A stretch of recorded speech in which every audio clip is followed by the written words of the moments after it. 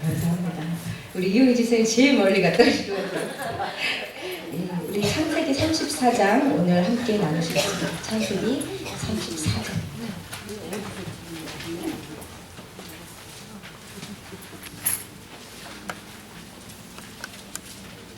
우리가 지난 시간에 창세기 33장을 함께 봤습니다. 창세기 34장의 긴 관계로 제가 말씀을 나누면서 함께 읽어가도록 하겠습니다. 우리가 창세기 33장에서 야곱의 인생의 최대 숙제가 풀리는 장면을 함께 보았습니다. 그렇죠? 야곱의 인생의 최대 숙제가 뭐였나요? 에서죠. 그렇죠? 근데 그 에서의 숙제를 하나님께서 놀라운 방법으로 해결하여 주셨음을 보았어요. 거기까지는 너무 좋았는데 그 이후에 야곱의 행적이 어떠하였는지 우리가 지난 시간에 봤어요. 하나님께서 문제를 다 해결해 주시고 평안함을 허락하여 주실 때 야곱이 하나님께 더 나아가지 않고 조금 쉬고 조금 평안하게 있으려고 하다가 베델로부터 10년이나 멀어지는 것을 함께 보았었습니다. 우리 모든 인간은 타고난 본성이 타락한 본성입니다. 그런데 우리의 인간의 본성이 타락하였다고 했을 때 예를 들어서 우리 저기 베이비가 있지만 태어난 아이가 가르쳐주지도 않았는데 화내고 가르쳐주지도 않았는데 시기하고 짜증내고 거짓말하는 것은 타락한 본성의 발현이에요. 그런데 그게 타락한 본성의 본질은 아닙니다. 모든 인간은 아담과 하와의 범죄 이후에 타락한 본성을 가지고 태어났는데 타락한 본성의 본질은 뭐냐면 우리에게 우리 마음에 하나님을 두기를 싫어하는 거예요. 여러분 모든 인간은 누구나 할 것 없이 태어나면서부터 자기 마음대로 사는 것이 자연스럽지 하나님 마음대로 사는 것이 자연스러운 존재가 아닙니다. 우리 모든 인간은 내 자신을 믿고 내 머리로 살아가는 것이 자연스럽지 하나님의 뜻대로 살아가는 것이 자연스러운 존재가 아니에요. 그게 타락한 본성의 본질이에요. 하나님을 예배하기 싫어하는 것, 하나님 뜻대로 살기를 싫어하는 것. 전도를 해보면 한 사람이 교회에 오기까지도 힘든데 그 사람이 하나님의 사람으로 변화되기는 어찌 그렇게 어려운지. 그것을 보면서 한 사람이 타락한 본성이 하나님께서 변화시켜주는 새로운 육체로 새로운 마음으로 힘있기가 얼마나 어려운지를 우리가 보게 된단 말이에요. 지금 왜 이야기를 드리냐면요. 우리가 어렵고 힘들 때는 하나님의 도우심이 어차피 필요하잖아요. 그러니까 우리의 타락한 본성을 누르고 하나님을 애써 붙잡기가 쉬운 시간이에요. 그런데 어려움이 지나가고 평안하여진 시간은 우리의 타락한 본성이 올라와서 내 마음대로 살고 싶고 내 생각대로 살고 싶고 잠깐 쉬고 싶지 하나님을 예배하기가 쉬운 존재가 아니라는 말입니다. 그러니까 우리는 평안하다 안전하다 할 때 그때 길을 쓰고 하나님을 찾아야 되는 거예요. 그때 길을 쓰고 베델로 가셔야 되는 거예요. 왜냐하면 그때는 내 타락한 본성이 올라오는 시간이기 때문이고 마귀가 누구보다도 그것을 잘 알고 우리를 유혹하는 시간이기 때문입니다. 평안하고 안전하신 가운데 계신 분들 베델에서 벗어나지 않으시기를 주님의 이름으로 부탁드립니다. 그렇게 안 하시면 그 평안이 오래 못 가요. 야곱이 아무 문제가 없는 줄 알았는데 그 안에서는 이미 곪고 있었어요. 그리고 드디어 오늘 창세기 34장에서 디나 사건이 터지는 그 순간은 하나님께서 야곱의 뒤통수를 후려 치시는 시간입니다. 10년 동안 이제 하나님의 음성을 듣지도 못할 정도로 마음이 무뎌진 야곱을 하나님께서 뒤통수를 쳐서서 베델로 끌어오시는 장면이에요. 아시겠죠? 그러니까 그 일이 생기기 전에 내가 알아서 가야 된단 말이에요. 아니 그러지 말고 아예 숫곳부터 가시면 안 된단 말이에요. 왜냐면 숫곳으로 갔다가 바로 베들로 돌아오기는 정말 어렵기 때문입니다. 잠깐 있는다고 하는 것이 10년이 걸렸어요. 그쵸? 그것이 룻기에 보면 뭐였어요? 나오미의 가정이 잠깐 모압에 우거하러 갔더니 몇 년이 지난 후에 10년이 지난 후에 남편 죽고 첫째 아들 죽고 둘째 아들 죽고 그때서야 정신 차리고 하나님께 오는 거예요. 그것이 일시적인 불순종은 지속적인 불순종을 낳는다는 영적인 원리입니다. 한 번 내가 쉬고 싶은데 한 번 내가 내 맘대로 하고 싶은데 마귀는 한 번으로 그치게 안 한단 말이에요. 그것이 10년이 갈 수도 있어요. 그것이 우리의 타락한 본성입니다. 아시겠죠? 그러니까 숲곳으로 가지 마시고 늘 베델을 지키시기 원해요. 그러면 오늘 하나님께서 야곱의 뒤통수를 치시는 사건, 정신 차리게 하셔서 베델로 내려오게 하시는 사건이 어떻게 시작됐는지 우리 1절을 다 같이 읽어보도록 하겠습니다. 시작. 레아가 야곱에게 낳은 딸 디나가 그 땅의 딸들을 보러 나갔더니, 요약해서 말씀드리자면 창세기 34장에 무슨 일이 있냐면 야곱의 딸 디나가 강간을 당하고 그 사건에 분노한 디나의 오빠들이 다 가서 세겜 족속들의 남자를 다 죽여버려서 야곱의 온 가정이 엄청난 위기로 빠져듭니다. 그쵸? 근데 그 디나가 강간당한 사건의 배경이 1절이에요. 디나가 그 땅의 딸들을 보러 나갔대요. 근데 그 1절이 굉장히 중요해요. 왜냐면 이것이 성경에 기록된 유일한 이 사건의 원인이기 때문입니다. 근데 한글말 번역을 보면 디나가 어느 날 갑자기 그냥 세겜의 여자들이 궁금해서 그냥 한번 보러 나갔다가 어떻게 그날 재수가 안 좋아서 강간당했다, 이렇게 보이기도 하잖아요. 그쵸? 근데 원문에 보면 그렇지 않습니다. 이 1절의 말씀은 두 가지의 정황을 내포하고 있어요. 하나는 무엇이냐면 디나가 그 땅의 딸들을 보러 나갔는데 여기서 보다라는 단어에 해당하는 히브리어는 라입니다. 이 단어는 우리가 굉장히 많이 나온 단어예요. 뭐라 그랬죠? 네, 함이 아버지 하체를 볼 때도 라였고 하나님께서 레아의 사랑받지 못함도 라 하셨어요. 이 라라는 단어는 어떤 단어냐면 그냥 한번 힐끗 보다가 아니라 지대한 관심을 가지고 세심히 관찰하다, 세밀하게 파악하여 알다라는 뜻이에요. 거기에다가 이 라 뒤에 빼라는 전치사, 오늘 1절처럼 빼라는 전치사가 들어가면 지극한 관심을 가지고 관찰하다, 알아가다 플러스 배우다, 즐기다라는 뜻까지 첨가돼요.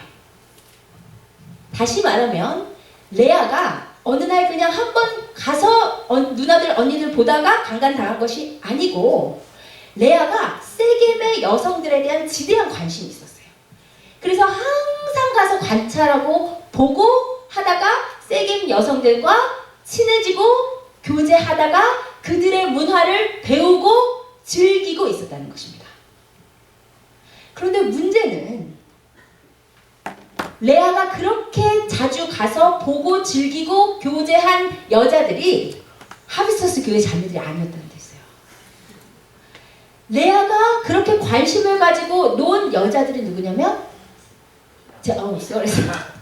디나, 죄송해요. 디나가 그렇게 관심을 가지고 본 여자들이 누구냐면 세겜의 여성들이었어요. 세겜의 여성들은 어떤 여성들이에요? 세겜 족속은 어디에 사는 족속이에요 지금?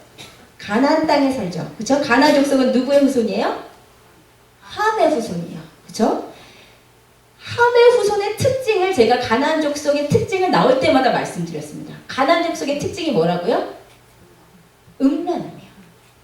여러분 창세기 9장 설교를 혹시 시간 되시면 다시 들어보시면 함은 노아에게 범죄를 하여서 그 후손들이 저주를 받은 족속입니다. 그런데 이 함의 족속의 특징이 지극히 음란했어요. 어느 정도로 음란했냐? 우리 레위기 18장 같이 읽겠습니다. 시작. 너는 여자와 동침함 같이 남자와 동침하지 말라. 이는 가증한 일이니라. 너는 짐승과 교합하여 자기를 더럽히지 말며 여자는 짐승 앞에 서서 그것과 교접하지 말라. 이는 문란한 일이니라. 너희는 이 모든 일로 스스로 더럽히지 말라. 내가 너희 앞에서 쫓아내는 족속들이 이 모든 일로 말미암아 더러워졌고 그 땅도 더러워졌으므로 내가 그 악으로 말미암아 벌하고 그 땅도 스스로 그 주민을 토하여 내느니라. 그러므로 너희 곧 너희의 동족이나 혹은 너희 중에 거류하는 거류민이나 내 규례와 내 법도를 지키고 이런 가증한 일에 하나라도 행하지 말라. 너희가 전에 있던 그 땅 주민이 이 모든 가증한 일을 행하였고 그 땅도 더러워졌느니라. 지금 이 말씀은 무슨 말씀이냐면요, 하나님께서 이스라엘 백성을 가나안으로 옮기시면서 너희는 가나안 족속처럼 하지 말아라 라고 말씀을 주시는 부분이에요. 근데 이 부분에서 가나안 족속의 행태를 봤더니 가나안 족속은 성적으로 문란하기가 이를 데 없어서 부부간의 관계 이외에 혼자 성관계뿐만 아니라, 여러분 성관계라고 하는 것은 하나님께서 결혼한 자들에게만 주신 특권이자 축복입니다. 요즘 젊은이들한테는 씨알도 안 먹힐 얘기야. 그런데 성관계는 하나님께서 결혼한 사이에만 주신 특권이자 신성한 거룩한 행위예요. 창세기 2장 4절 들어보세요. 그런데 하나님께서 주신 그 거룩한 관계를, 결혼 제도를 하나님께서 만드셨습니다. 그리고 결혼한 자들에게만 주신 그 특권을 가나안 사람들이 결혼과 상관없이 행했을 뿐만 아니라 아빠랑 엄마랑 언니랑 오빠랑 누나랑 동생이랑 시아버지랑 시어머니랑 장인어른이랑 장모님이랑 삼촌이랑 아무나 근친혼 가족끼리 성관계를 했을 뿐만 아니라 남자끼리 여자끼리 동성연애를 했을 뿐만 아니라 뭐까지 했대요? 짐승과 교합, 수혼까지 했대요. 그래서 하나님께서 뭐라고 하시냐면 그들이 지극히 더러워져서 그 땅이 그들을 토해낸다. 여러분 여호수아를 읽어보시면 가나안 백성에 대한 하나님의 엄청난 징벌이 기록됩니다. 근데 그것을 읽다 보면 시험해질 수 있어요. 아니 하나님 어떻게 이렇게 불공평한 하나님이야? 자기 백성 이스라엘 민족을 위해서 가나안의 무고한 백성들을 다 죽이다니. 근데 그게 아니란 말이에요. 하나님께서 이스라엘을 사랑하셔서 멀쩡하고 무고한 가나안 민족을 죽이고 쫓아내신 것이 아니라 가나안 족속은 자신들의 죄로 말미암아 심판받은 거예요. 그 죄 때문에 그 땅이 토하여냈어요. 여러분 인류 역사를 통틀어 성적인 범죄가 창궐할 때는 대대적인 심판이 있었습니다. 그렇기 때문에 지금 예수 그리스도 오실 날이 가까워 온 거예요. 성적으로 타락함이 지금 하늘을 찌르기 때문에 이제 대대적인 심판이 금방 올 거예요. 그것이 가나안 여자들이었어요. 그것이 세겜 여자들이었어요. 그런데 하필 디나가 그렇게 관심을 갖고 사귀고 배우고 즐긴 문화가 가나안의 타락한 성문화였다는 거예요. 두 번째 정황, 다시 1절을 띄워주세요. 1절, 디나가 그 땅의 딸들을 보러 나갔다고 했는데 여기에서 보다라는 라라는 단어는 보다라는 단어 못지않게 보이다라는 단어로 많이 쓰입니다. 보이다라는 뜻으로. 그러니까 그 단어로 해석을 해보면 디나가 그 땅의 여자들한테 자기를 보이러 나갔다라고도 해석할 수 있다는 거예요. 그런데 이 해석에 힘을 실어주는 근거는 뭐냐면 당시에 이방인의 성읍에 결혼하지 않은 처녀가 홀로 배회한다는 것은 있을 수 없는 행동이었습니다. 지금 디나는 세겜 여자가 아니잖아요. 이방 여자잖아요. 근데 그 이방 여자가 아무의 보호자도 없이 처녀 혼자 성읍을 배회한다는 것은 이미 자기 스스로 위험에 노출한다는 뜻이에요. 게다가 디나에게는 특징이 있었습니다. 나가기만 하면 남자의 눈길을 끄는 특징이 있었어요. 그게 뭐예요? 아브라함 다 하셨잖아요. 예? 피부색. 사라도 그랬고 리브가도 그랬고 디나도 그랬고 셈의 후손이에요. 피부색이 톤이 밝아요. 우리 정도 톤이에요. 그런데 가나안은 톤이 어두워요. 그러니까 나가기만 하면 디나를 다 쳐다보게 되어 있어요. 그것을 누구보다도 잘 알고 있는 디나가 아무런 보호자도 없이 그 성읍을 배회하고 돌아다녔다는 것은 스스로 그 위험에 노출했다는 뜻이라고 볼 수 있는 것입니다. 그래서 그날 또 디나가 세겜 여자들이랑 어울리고 놀면서 자기를 보이고 돌아다니다가 세겜 족속의 추장 혹은 왕 하몰의 아들, 그러니까 세겜 족속의 왕자 추장의 아들, 그 사람의 이름도 세겜이에요. 세겜의 손에 이끌려서 강간에 당해요. 그게 2절입니다. 우리 2절 같이 보시겠습니다. 시작. 히위 족속 중 하몰의 아들 그 땅의 추장 세겜이 그를 보고 끌어들여 강간하여 욕되게 하고, 여기 보면 끌어들이다고 했는데요. 이것은 원어적으로 붙잡다는 뜻이에요. 그러니까는 세겜이 디나를 진짜 붙잡아서 데리고 간 거예요. 그런데 강간하다라는 단어는 해석에 약간 여지가 있습니다. 무슨 말이냐면 원문에 보면 강간하다고 되어 있지 않고 동침하였다고 되어 있어요. 근데 그것을 왜 강간이라고 번역을 했냐면 그 동침하다라고 하는 단어에 해당하는 단어가 사역형 뭐뭐 하게 하다, let 있잖아요. 뭐뭐 하게 하다로 쓰여 있기 때문이에요. 그래서 동침하게 하다로 쓰여져 있으니까 번역자들이 강간하다라고 번역한 거예요. 근데 문제는 히브리어에서 그 동침하다라는 단어는 늘 사역형으로 쓰이는 단어예요. 그러니까 진짜 강간했는지 안 했는지는 아무도 몰라요. 그냥 분명한 거는 세겜이 먼저 데리고 간 건 맞아요. 힘으로. 그렇지만 어쨌든 그래서 세겜에 의해서 디나가 순결을 잃는 장면이 오늘 장면입니다.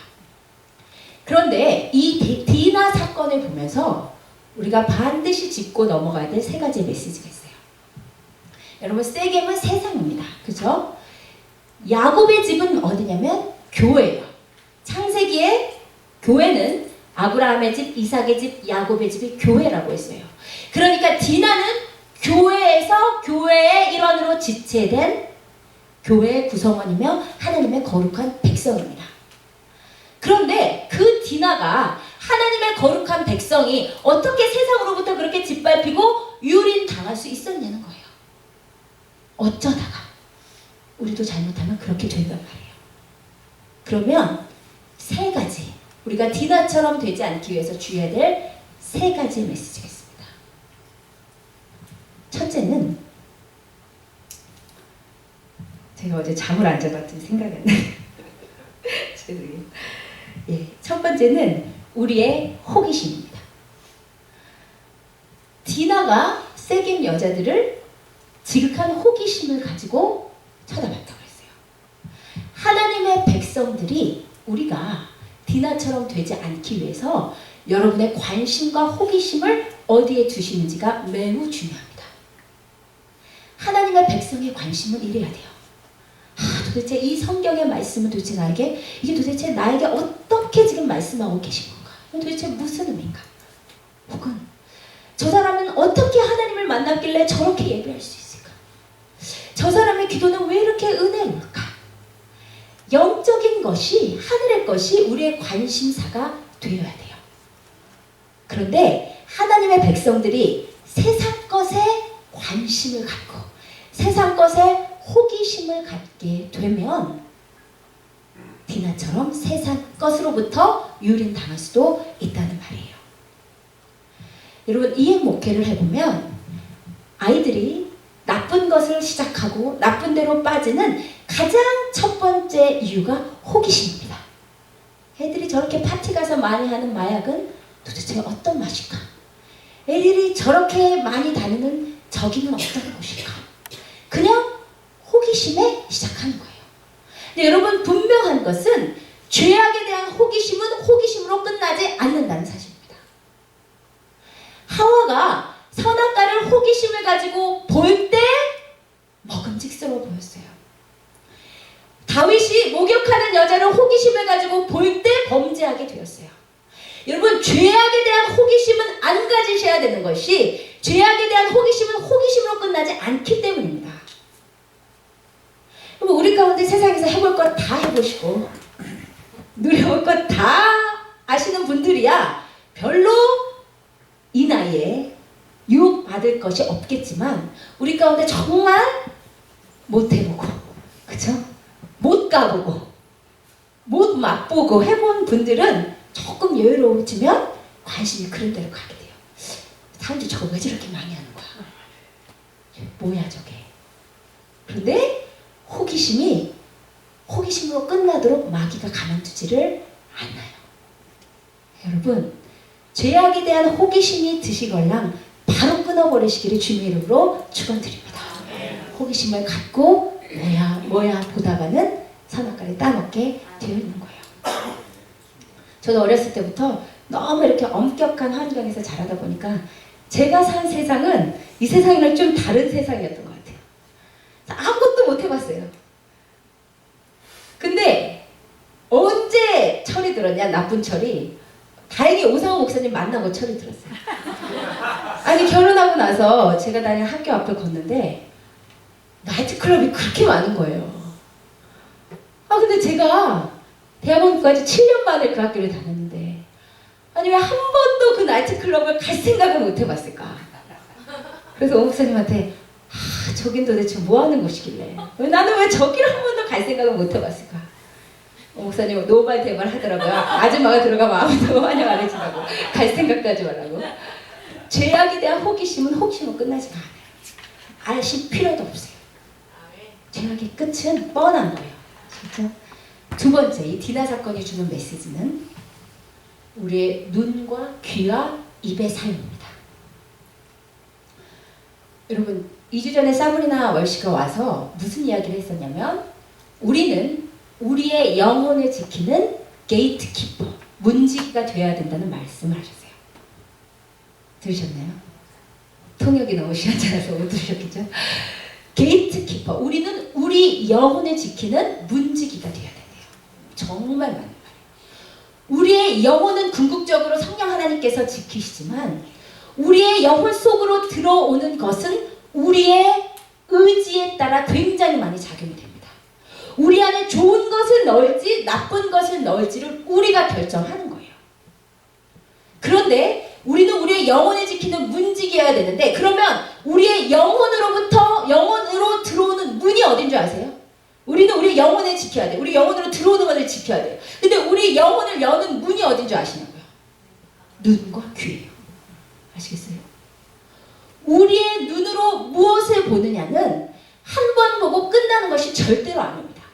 그 눈으로 본 장면이 우리에게 피처로 남아서 잔상으로 남아서 뇌리에 남고 그것이 우리의 혼에 영향을 미쳐요. 귀로 듣는 것도 마찬가지예요.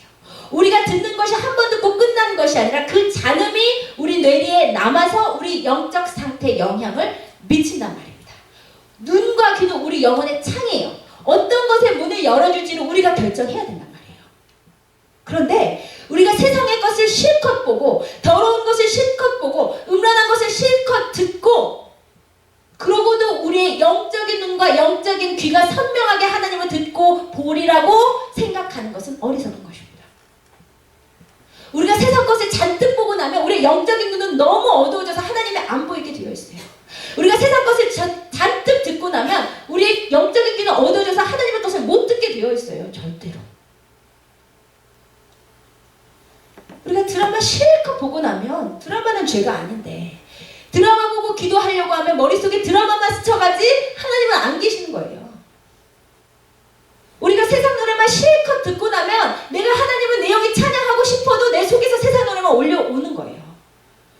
우리의 영혼을 지키는 문이 눈과 귀입니다. 어떻게 사용하시겠어요, 여러분? 선한 것, 아름다운 것, 하나님께서 명령하신 것만 눈과 귀로 집어넣으세요. 반면 입은 뭔지 아세요? 우리 거 속에서 나가는 문이에요. 아시겠어요? 우리 영혼에 가득한 것을 입으로 내게 되어 있어요. 음란이 가득하면 음란이 나가게 되어 있어요. 돈이 가득하면 돈이 나가게 되어 있어요. 욕심이 가득하면 욕심이 나가게 되어 있어요. 상처가 가득하면 상처가 나가게 되어 있어요. 근데 문제는 우리 입에서 한 말로 하나님께서 심판날에 우리를 심판하실 거예요. 그러니까 영혼을 하나님 앞에 잘 보존하기를 원하시는 분은 눈과 귀와 입의 사용을 조심하는 분입니다. 제가 어렸을 때 좋아하던 찬양이 있어요. 내 눈이 보는 것을 조심해. 내 눈이 보는 것을 조심해. 위에 계신 주께서 사랑스레 보시네. 내 눈이 보는 것을 조심해. 함께 불러볼까요? 내 눈이 보는 것을 조심해. 내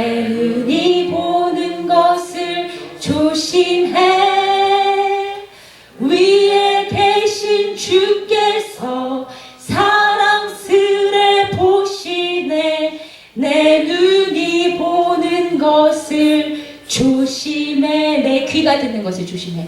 내 귀가 듣는 것을 조심해. 내 귀가 듣는 것을 조심해. 위에 계신 주께서 사랑스레 보시네. 내 귀가 듣는 것을 조심해. 내 입이 말하는 것을 조심해. 내 입이 말한 것을 조심해. 내 입이 하는 말을, 내 입이 하는 말을 조심해.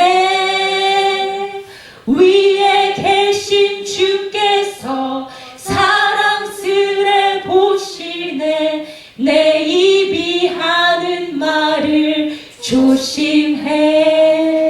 아멘. 우리 김영희 선생님은 주일학교도 안 나오셨는데 찬양을 어떻게 아름답게 하시네. 우리가 눈과 귀와 입을 조심하는 것은 그렇게 살아야 되니까 그게 아니고 하나님이 사랑스럽게 나를 보고 계시니까, 내가 하나님을 사랑하니까 더 사랑하는 분을 위해 덜 사랑하는 것을 포기하는 거예요. 율법적으로 나를 속박하는 것이 아니라 사랑하는 그분을 위해 내 최선을 드리는 거예요. 디모데후서 1장 17절에 이런 말씀이 있습니다. 함께 읽으십시다. 우리 안에 거하시는 성령으로 말미암아 내게 부탁한 아름다운 것을 지키라. 우리 안에 가장 아름다운 게 있어요. 예수 그리스도를 향한 사랑이에요. 영적인 생명이에요. 샘솟듯 올라오는 성령의 능력이에요. 그 가장 아름다운 것을 가치 없는 것과 바꾸시겠습니까? 내 안에 귀하게 움직이는 성령의 능력을 아무것도 아닌 세상 것과 바꾸시겠습니까? 그런 사람은 팥죽 한 그릇으로 장자의 명분의 판 에서처럼 망명된 자예요. 기억하시기를 원합니다. 세 번째, 이 디나 사건이 주는 메시지는 여러분이 누구와 시간을 보내는지가 중요하다는 거예요. 여러분 누구와 시간을 제일 많이 보내시나요? 디나가 가까이 교제하면서 시간을 많이 보낸 사람은 하필 세겜 여자들이었다고요. 디나가 성령 충만하고 기도 많이 하는 우리 교회 자매들과 어울렸으면 전혀 달랐을 거예요. 맞죠? 우리가 교제하는 사람들, 우리가 시간을 많이 두고 함께 나누는 사람들이 굉장히 중요합니다. 왜냐하면 인간은 영적인 존재이기 때문에 영적인 존재와 영적인 존재가 서로 만나서 상호작용을 하는데 그것이 우리의 영적인 상태에 영향을 안 미칠 수가 없어요. 맨날 돈만 하는 사람과 하루 10시간을 보내보세요. 나도 돈 하게 되었어요. 맨날 드라마 하는 분과 10시간을 지내보세요. 나도 드라마 하게 되어 있어요. 여러분이 시간을 많이 갖고 교제하는 사람이 여러분의 영적 상태에 지대한 영향을 미친단 말이에요. 그래서 지혜의 사람 잠언에서 솔로몬이 이렇게 이야기를 했습니다. 지혜로운 자와 동행하면 지혜를 얻는데 미련한 자와 사귀면 해를 받느니라. 여러분이 제일 시간을 많이 보내시는 분이 예수 그리스도이시기를 주님의 이름으로 축복드립니다. 예수 그리스도와 시간을 많이 보내면 내가 나도 모르게 예수 그리스도처럼 돼가는 거예요. 내가 아직 예수 그리스도랑 시간을 많이 보낼 만큼 영적으로 성숙하지 못했으면 예수 그리스도랑 가장 가까운 사람을 내 주위에서 찾아서 그 사람이랑 길을 쓰고 시간을 많이 보내시는 거예요. 그러면 그 사람을 통해 내가 예수 그리스도를 닮아가게 되어 있어요. 그게 제자 훈련의 원리입니다. 여러분 누구랑 시간을 제일 많이 보내세요? 누구랑 제일 마음을 많이 터놓으세요? 어떤 분은 이렇게 생각할 수 있겠어요. 아니 우리가 나가서 전도해야 되는데 맨날 믿는 사람 나보다 영적으로 좋은 사람하고만 사귀면 언제 전도하냐고. 근데 여러분 디나는 세겜 여자들에게 가서 전도는 해야 돼요. 근데 지금 이 시점은 전도할 시기가 아니란 말이에요. 왜요? 전도하겠다고 나가도 영향만 다 받고 오니까. 언제 우리가 영적으로 어둡고 하나님 모르는 사람에게 나가서 전도하고 그들과 교제하면서 그들을 변화시킬 수 있나요? 내가 영적으로 성숙했을 때, 내 안에 하나님의 능력이 충만할 때, 나를 통해서 옆 사람의 영향을 받게 될 때, 그때 우리가 가서 그 사람들과 교제하면서 변화시킬 수 있는 거예요. 그 전에는 전도하겠다고 나갔다가 강간당하고 오는 거예요. 아시겠어요? 여러분이 시간을 많이 보내는 사람이 혹시 여러분에게 영적으로 악한 영향을 두고 계시다면 그 사람이 싫어서가 아니라 나도 그 사람도 영혼을 위해서 잠깐 다시 생각해 볼 필요가 있어요. 내가 그 사람을 영적으로 끌어올릴 힘이 생길 때까지. 아시겠죠? 그 세 가지가 이 디나 사건이 주는 메시지입니다. 아무튼 디나는 세겜에 의해서 강간을 당했어요. 그런데 이 세겜이 디나를 강간하고 보니까 디나를 너무 사랑하게 되어버렸어요. 그래서 이 디나랑 결혼하고 싶어요. 그래서 세겜과 그의 아버지 하몰이 야곱의 집으로 디나랑 결혼시켜달라고 찾아옵니다. 같이 읽어보시겠습니다. 시작. 하몰이 그들에게 이르되 내 아들 세겜이 마음으로 너희 딸을 연연하여 하니 원하건대 그를 세겜에게 주어 아내로 삼게 하라. 이 이야기를 듣고 야곱의 아들들이 이렇게 얘기합니다. 함께 읽으십시다. 야곱의 아들들이 그들에게 말하되 우리는 그리하지 못하겠노라. 할례받지 아니한 사람에게 우리 누이를 줄 수 없노니 이는 우리의 수치가 됨이니라. 그런즉 이같이 하면 너희에게 허락하리라. 만일 너희 중 남자가 다 할례를 받고 우리 같이 되면 우리 딸을 너희에게 주며 너희 딸을 우리가 데려오며 너희와 함께 거주하여 한 민족이 되려니와 너희가 만일 우리 말에 듣지 아니하고 할례를 받지 아니하면 우리는 곧 우리 딸을 데리고 가리라. 어떻게 하겠대요? 우리는 할례 받은 사람들이야. 할례 없는 사람들하고 서로 결혼을 안 해. 너네가 할례를 받고 나면 우리가 우리 딸 디나도 주고 같이 통혼하자. 이렇게 얘기를 해요. 그 얘기를 듣고 이 세겜은 세겜 성읍의 왕자니까 추장이 하자는데 다 하죠. 그렇죠? 원주민들은 오늘날에도 그러잖아요. 추장의 의견에 따라서 그 종족이 다 움직이잖아요. 그러니까 세겜이 좋다, 하몰이 좋다 해서 그 온 종족이 다 할례를 받아요. 할례 뭔지 아시죠? 포경수술을 받아요. 그런데 포경수술을 받고 제일 아픈 3일째 야곱의 아들들이 이런 만행을 저지릅니다. 함께 읽겠습니다. 시작. 제3일에 아직 그들이 아파할 때 야곱의 두 아들 디나의 오라버니 시므온과 레위가 각기 칼을 가지고 가서 몰래 그 성읍을 기습하여 그 모든 남자를 죽이고 칼로 하몰과 그의 아들 세겜을 죽이고 디나를 세겜의 집에서 데려오고 야곱의 여러 아들이 그 시체 있는 성읍으로 가서 노략하였으니 이는 그들이 그들의 누이를 더럽힌 까닭이라. 어떻게 했다고요? 세상에 할례를 받고 아파하고 있을 때 남자들이 움직이지도 못할 때 디나와 배가 같은 오빠들 레위와 시몬은 어머니가 갔잖아요. 제일 화가 났던 거죠. 가서 칼 가지고 가서 다 죽여버려요. 그리고 남은 오빠들도 다 같이 쫓아가서 노략질하고 강도짓하고 빼앗아오고 사로잡아 오는 있을 수 없는 피비린내 나는 복수의 참극이 야곱의 집에 펼쳐지게 되었습니다. 여러분, 이 사건이 주는 메시지는 매우 많아요. 그런데 오늘 저는 야곱의 집을 교회라고 하는 측면에서 이 부분을 보려고 합니다. 여러분, 아까 말씀드린 대로 야곱의 집은 교회예요. 교회는 어떤 공동체냐? 사람을 살리고 사랑을 실천해야 되는 공동체예요. 맞죠? 그런데 교회가 교회답지 못할 때 얼마만큼 타락할 수 있는지 교회가 세상 집단보다 못한 깡패 소굴이, 강도의 소굴이, 냄새나는 불량배들 소굴이 되어버렸단 말입니다. 여러분, 교회는 어두워져가는, 타락해가는 이 세상을 살릴 빛과 소금이어야 해요. 그런데 교회가 타락하니까 보통 타락하는 것이 아니라 깡패 집단으로까지도 타락할 수 있다는 말입니다. 그런데 가슴 아픈 현실은 저는 창세기 34장의 교회를 보면서 오늘날의 교회를 보게 된다는 거예요.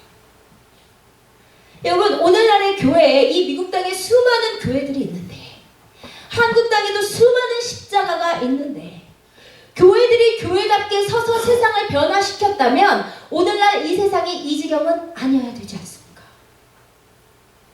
교회가 교회답지 못할 뿐만 아니라 세상 집단보다도 더 못한 깡패 소굴이 되어버린 지가 어제 오늘 일이 아니란 말이에요.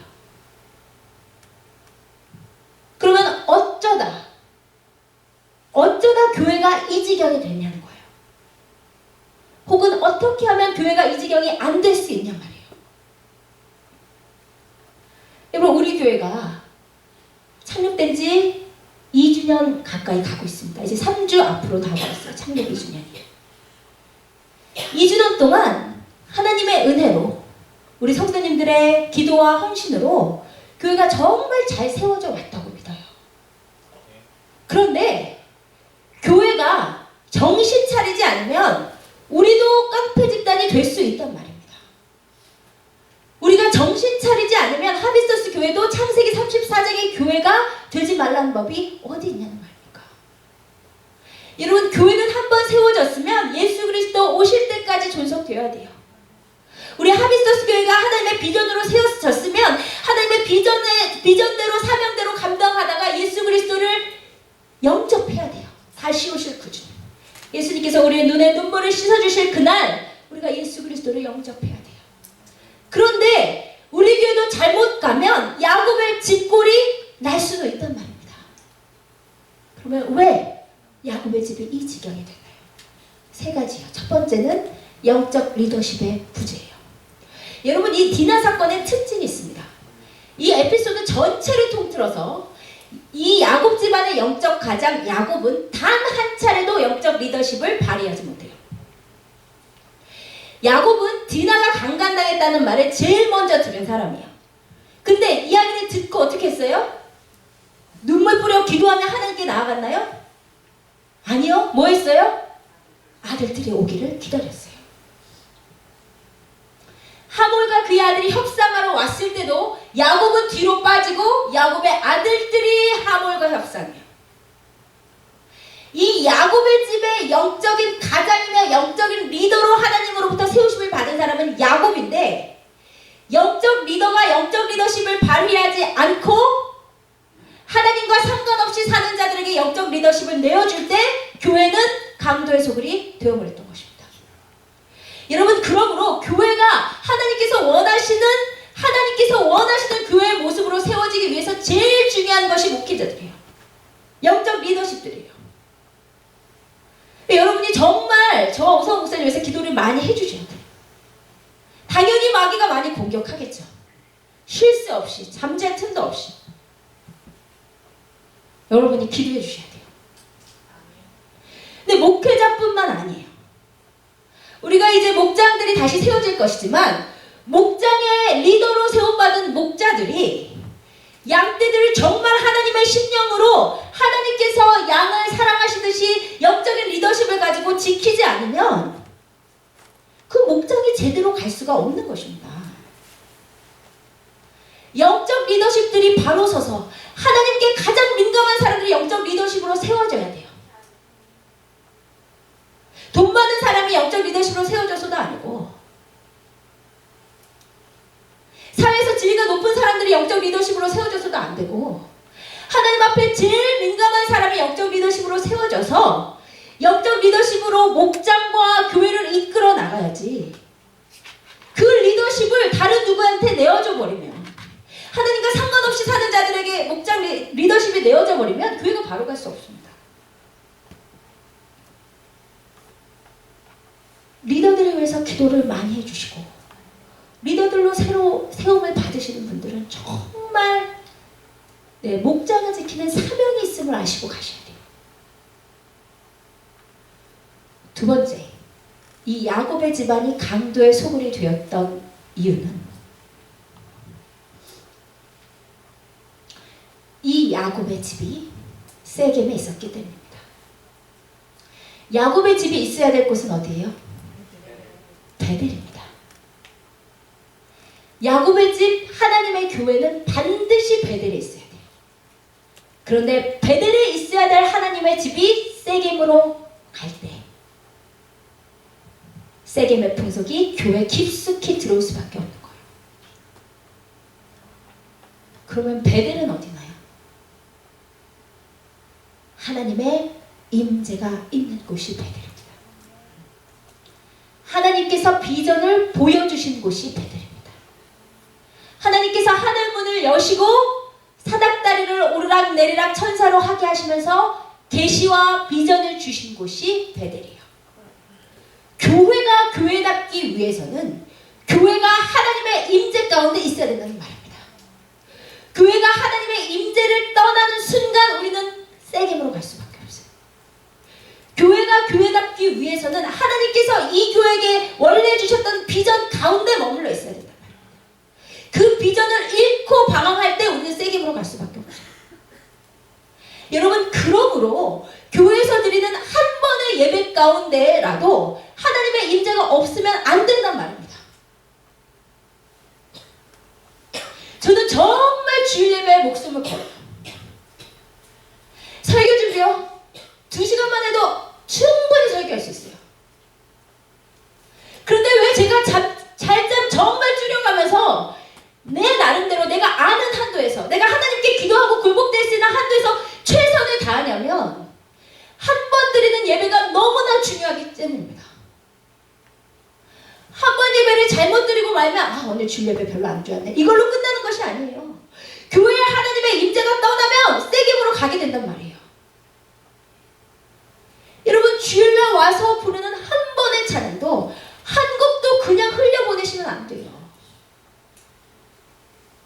매 순간의 찬양 가운데 하나님의 임재하심이 있어야 되고 하나님의 만져주심이 있어야 되고 하나님의 만나주심이 있어야 돼요. 하나님의 임재를 떠나면 그곳은 베델이 아니기 때문이에요. 여러분, 우리 교회에서 드리는 매 예배 때마다 베델이 되기를 원합니다. 하나님께서 하늘문을 여시고 이곳에 고속도로를 내시고 천사들과 함께 찬양하고 하나님을 높이는 진짜 하나님의 임재가 있는 예배, 정말 하나님께서 역사하시는 교회, 비전대로 움직이는 교회, 한 개인의 욕심이 아니라 어떤 누구의 돈이 아니라 처음 주신 비전이 움직이는 교회, 우리 교회가 거기에 있어야 됨을 기억하시기 바랍니다. 세 번째, 이 교회가 이렇게 강도의 소굴이 됐던 이유는 시몬과 레위의 말을 통해서 알 수 있습니다. 우리 14절 같이 읽으십시다. 시작. 야곱의 아들들이 그들에게 말하되 우리는 그리하지 못하겠노라. 할례받지 아니한 사람에게 우리 누이를 줄 수 없노니 이는 우리의 수치가 됩니다. 뭐래요? 야곱의 아들들이 말합니다. 우리는 할례받은 자들이야. 우리는 구별된 하나님의 백성이야. 할례가 없는 자들과는 상종을 안 해. 여러분, 이것은 뭐예요? 야곱의 집에 할례가 잘 행해지고 있었다는 말입니다. 할례는 뭐예요? 야곱의 할아버지 아브라함에게 하나님께서 처음으로 명령하시면서 너가 나의 백성된 표징으로서, 나의 구별된 거룩한 자라는 표징으로서 하나님께서 몸에 새겨주시기로 하시는 것이 할례예요. 근데 그 할례를 야곱의 집 아들들도 잘 하고 있었다는 말입니다. 그런데 할례라고 하는 것이 몸의 일부분을 베어서라도 하나님의 구별된 자로 살겠다는 의미라면 할례를 하고 있었으면 그 삶도 어때야 돼요? 구별돼야 돼요.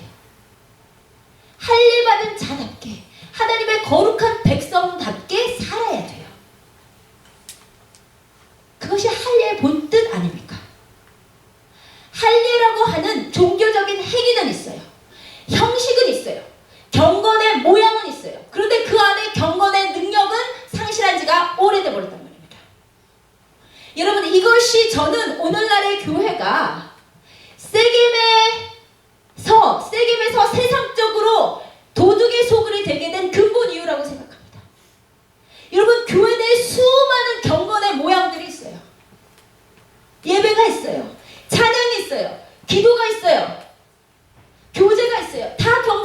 됩니다. 그런데 그 안에 경건의 능력이 있냐는 말입니다. 디모데후서 3장 1절 5절 함께 읽으십시다. 시작. 너는 이것을 알라. 말세에 고통하는 때가 이르러 사람들이 자기를 사랑하며 돈을 사랑하며 자랑하며 교만하며 비방하며 부모를 거역하며 감사하지 아니하며 거룩하지 아니하며 무정하며 원통함을 풀지 아니하며 모함하며 절제하지 못하며 사나우며 선한 것을 좋아하지 아니하며 배신하며 조급하며 자만하며 쾌락을 사랑하기를 하나님 사랑하는 것보다 더하며 경건의 모양은 있으나 경건의 능력은 부인하니 이 같은 자들에게서 내가 돌아서라. 바울이 말세의 사람들이 이럴 것이라고 얘기한 거예요. 근데 5절에 봤더니 경건의 모양은 있는데 경건의 능력은 없대요. 그건 무슨 말이에요? 디모데후서 3장에서 1절에서 5절까지 나온 것은 믿는 자랑 상관이 있는 말씀이에요.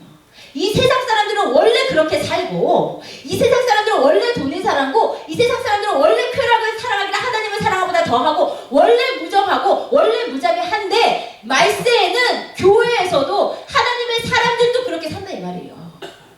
그런데 5절에 봤더니 그들이 경건의 모양은 있는데 경건의 능력은 부인한대요. 그것이 오늘날의 교회가 아닙니까? 여러분, 예배를 드리면서 엄숙하게 조용하게 경건하게 아름다운 옷을 입고 멋진 성가대 찬양이 있고 파이프 오르간이 있고 수많은 사람들이 있는데 그 안에 정말 이 시간 하나님이 나에게 임재하셔서 말씀하신다는 능력을 인정한 사람이 얼마나 있습니까? 기도하는데 하나님께서 지금 나에게 들으신다고 인정하면서 나에게 역사하심을 인정하면서 그 능력을 맛보면서 하는 기도가 얼마나 있느냐는 거예요. 아름답고 수많은 악기의 찬양이 있는데 그 가운데서 성령의 임재를 인정하면서 성령의 능력 가운데서 찬양하는 경건이 얼마나 있느냐는 말이에요.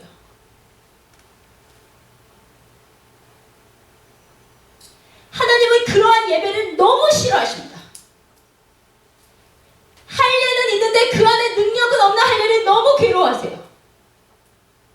예배는 있는데 그 안에 하나님의 임재하실 수 없는 예배를 너무 싫어하세요. 말라기서에 보면 그냥 문을 닫아버리셨으면 좋겠대요. 너무 괴로우셔서. 저는 정말 단 한순간도 그런 예배는 드리고 싶지 않습니다. 아니 어떤 형식으로 예배드리는 형식이 성경에 어디 기록되어 있나요? 하나님 앞에 진짜 경건이 무엇입니까? 다윗처럼 하나님의 임재 가운데서 춤추는 것이 진짜 예배입니다. 진짜 경건한 하나님을 만나는 것이 예배예요, 여러분. 어떻게 왕이 저렇게 춤을 춰? 사람들 다 보는데 속옷까지 벗겨져. 진짜 크레이지야. 이단 아니야. 저는 누가 뭐래도 인간이 만들어 놓은 종교 행위에 형식에 딱 갇혀서 하나님도 가둬버리고 사람도 가둬버리는 예배는 드리지 않을 것입니다. 누가 뭐라고 해도. 저한테 교회가 부흥하려면 예배 바꾸세요. 그런 말 더 이상 하지 마세요. 예배는 사람 모으려고 하는 행위가 아닙니다. 사람을 편하게 해주는 것이 예배가 아니에요. 예배는 인간의 하나님을 향한 최상의 행위가 예배입니다. 예배는 하나님만 높임 받아야 돼요.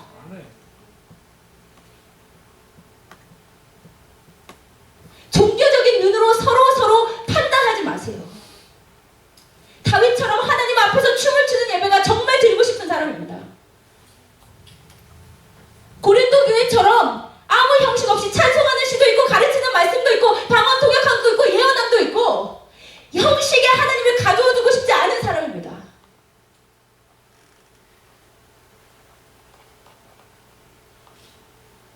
하나님이 임재하시는 예배를 드리셔야죠. 경건의 모양만 추구하면서 경건의 능력은 부인하시면 어떻게 된다는 말씀입니까?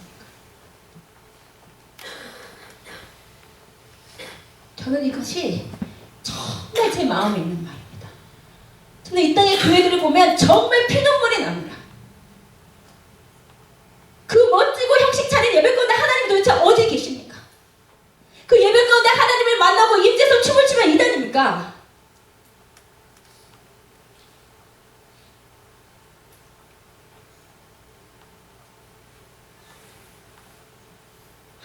하나님을 최고로 높이는 예배가 우리 가운데 드려질 때 우리 교회는 하나님 앞에 맡기는 거예요.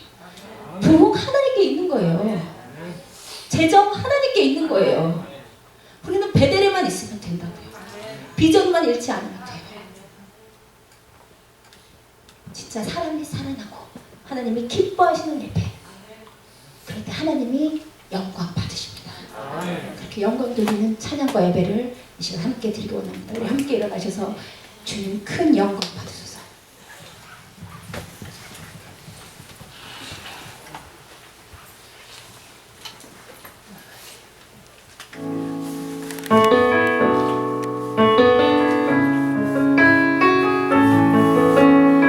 여러분의 수없이 드린 종교 행위에 하나님께서 이제는 정말 실증이 납니다. 나를 위해서 문을 닫아주기를 원한다.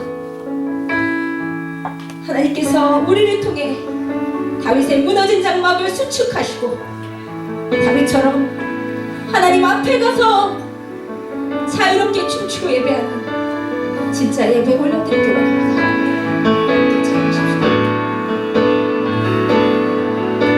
주님 긴 영광 받으소서. 홀로 찬양 받으소서. 모든 일을 위해 뛰어난 그 일은 온 땅과 하늘이 다 찬양하리라.